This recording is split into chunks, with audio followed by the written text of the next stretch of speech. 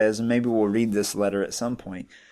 He says, ultimately, your goal should not be just to memorize all of these Stoic sayings.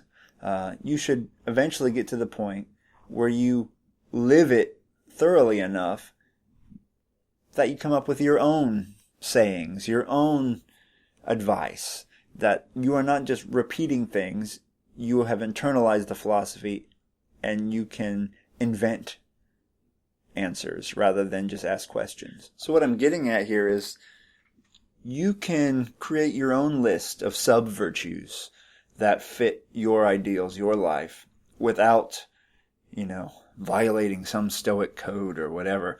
You are your own person. You can create these lists like Franklin did.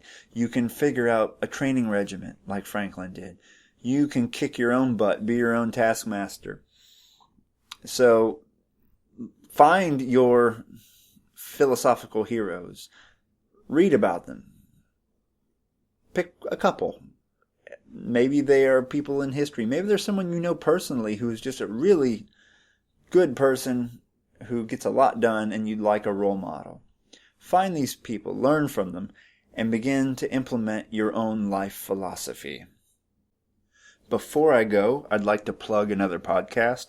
It's one that hasn't had a new episode for a while, but they just released one. It's called Good Fortune, a Stoic podcast.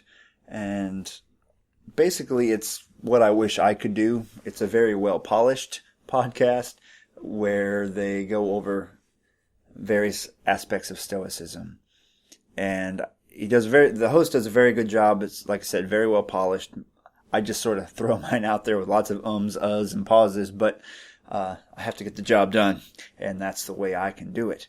But I really, really admire the format of that podcast, so check it out.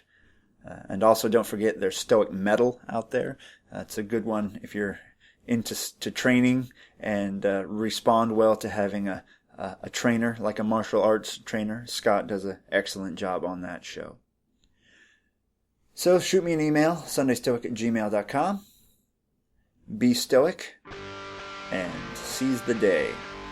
Carpe diem.